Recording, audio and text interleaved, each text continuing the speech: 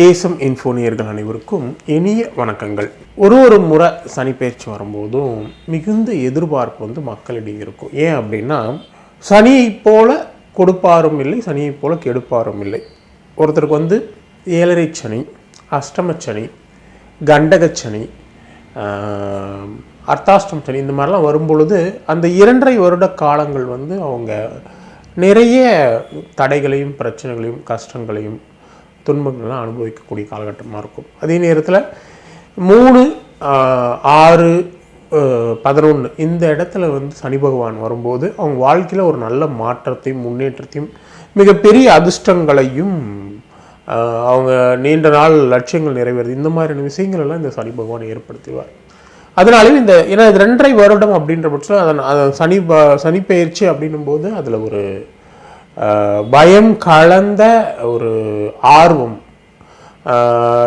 அப்படின்ற மாதிரியான விஷயங்கள் மக்களிடையே ரொம்ப அதிகமாக இருக்கும்.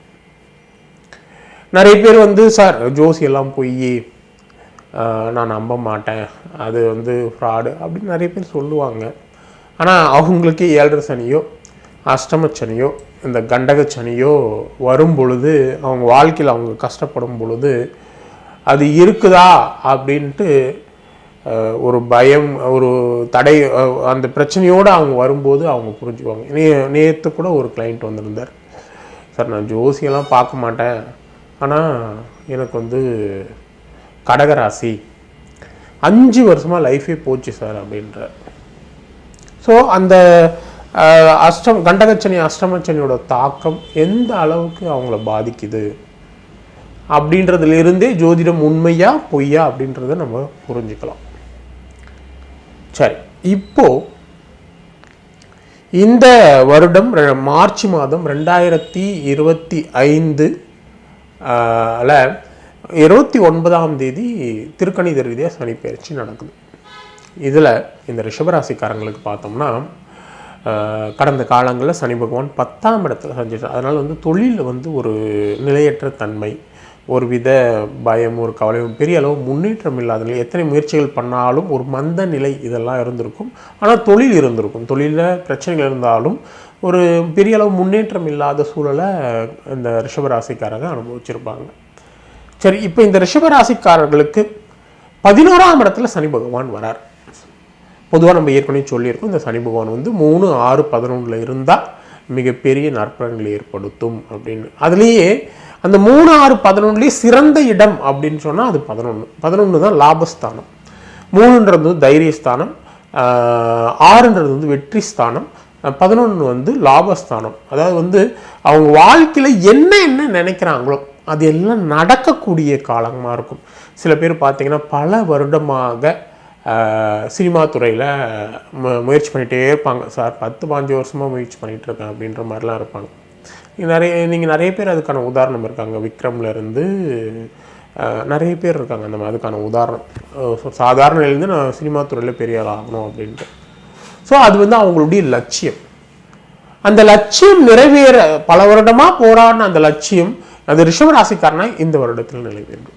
அது சினிமா துறைன்னு மட்டும் தனிப்பட்ட முறையில் நான் சொல்ல வரல. உங்கள் வாழ்க்கையில் நீங்கள் எந்த லட்சியத்துக்காக போராடிட்டு இருக்கீங்க, எந்த விஷயத்துக்காக நீங்கள் போராடிட்டு இருக்கீங்க, எதை நீங்கள் அடையணும்னு நினைக்கிறீங்க, அதை நீங்கள் அடையக்கூடிய காலகட்டமாக இந்த ரிஷப ராசிக்காரர்கள் நீண்ட நாள் ஆசைகள், கனவுகள், லட்சியங்கள் எதையும் வெல்லக்கூடிய ஆற்றல், பொருளாதார நிலையில் மிகப்பெரிய உயர்வு, மிகப்பெரிய பதவிகள் கிடைக்கிறது, மக்களால் பாராட்டப்படுறது, மக்களிடையே பிரபலமாகிறது, நீங்கள் செய்யக்கூடிய சாதாரண செயல்கள் கூட மிகப்பெரிய அளவில் பேசக்கூடிய நிலை,